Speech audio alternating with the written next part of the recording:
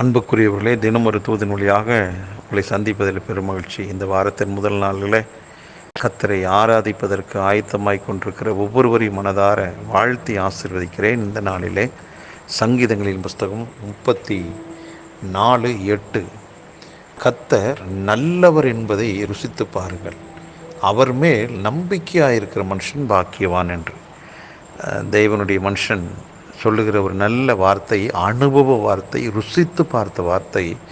யாரை குறித்து என்றால் தேவனை குறித்து. இந்த உலகத்தில் ஒரு பிரபலமான ஒரு ஹோட்டலை குறித்து சொல்லுவாங்க.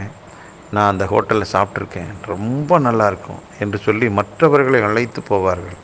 மற்றவர்களை அழைத்து போவதற்கு காரணமே ஏற்கனவே அந்த ஹோட்டலுக்கு போய் அங்கே இருக்கின்றதான உணவை ருசித்து நல்லா ரசித்து சாப்பிட்ருக்காங்க. ஆகவே தான் அவர்கள் மற்றவர்களால் ஈர்க்கப்படுகிற ஒரு அனுபவம் வருகிறது. மற்றவர்களுக்கு அதை சொல்லி அவங்கள அழைத்து போகிறாங்க.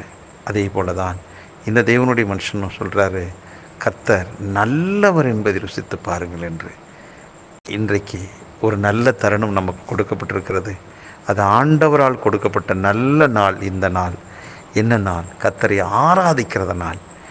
கர்த்தரை ஆராதிக்க நானும் நீங்களும் நமக்குன்னு கொடுக்கப்பட்டிருக்க திருச்சபைக்கு போகிறோம். நமக்கு ஒரு நல்ல சந்தர்ப்பத்தை கர்த்தர் கொடுத்துருக்கிறார். என்னென்னா, இந்த நாளில் நீ என்ன நல்லவர் என்பதை ருசித்து பார் என்று. எப்படி துதிக்க துதிக்க அவர் நல்லவர் என்பதை ருசிக்க முடியும். நல்ல ஆராதிக்க அவர் நல்லவர் என்பதை ருசிக்க முடியும். அதே போல் கர்த்தருடைய வார்த்தை உங்களுக்கு கொடுக்கப்பட்ட அந்த நல்ல மெய்ப்பன், அவர் மூலமாக கொடுக்கப்படுகிற இன்றைய செய்தி, அதன் மூலமாக கர்த்தர் நல்லவர் என்பதை ருசித்து பார்க்க முடியும். நீங்கள் இன்றைக்கி சர்ச்சுக்கு போகும்போது எதிர்பார்ப்போடு போங்க. ஆண்டவர் என்னோடு பேசுவார் என்று சொல்லி நம்பிக்கையோடு போங்க. ஏன்னா அவர் மேலே நம்பிக்கையாக இருக்கிற மனுஷன் பாக்கியவான். இன்றைக்கி ஆராதனைக்கு போகிற நீங்கள் நம்பிக்கையோடு போங்க. நிச்சயமாக கர்த்தர் உங்களோடு பேசுவார். அப்போ நீங்கள் சொல்ல முடியும், கர்த்தர் நல்லவர் என்று. நான் இப்படிப்பட்ட சூழ்நிலையில் போனேன், எனக்கு கர்த்தர் இந்த வார்த்தையின் மூலமாக என்னோடு பேசினார்.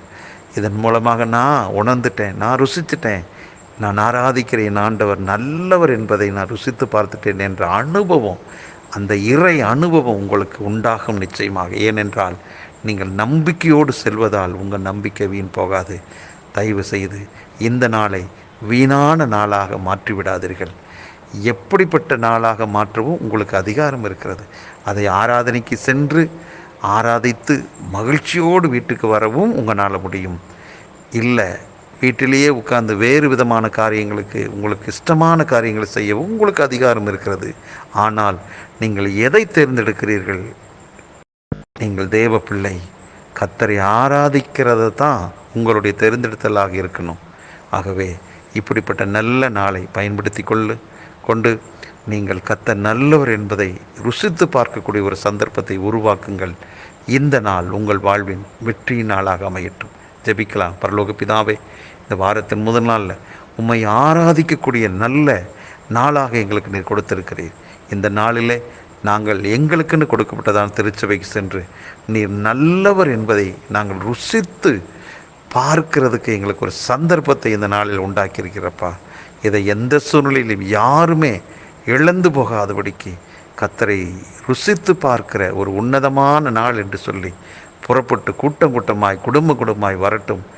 ஆராதனைக்கு போகக்கூடிய ஒவ்வொருவரையும் கர்த்தர் பல மடங்காய் ஆசீர்வதித்து உயர்த்தத்தான் போகிறீங்க. ஆமாண்டவரே, அவங்களுடைய வாழ்வில் நன்மையும் கிருபையும் வரத்தான் போகிறது. அப்படிப்பட்ட நல்ல காரியத்தை கர்த்தர் செய்து அனுப்புகிறதுக்காக நன்றி.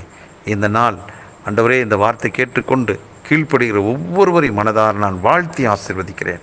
இயேசு கிறிஸ்து நாமத்தை ஜெபிக்கிற நல்ல பிதாவே, ஆமென்.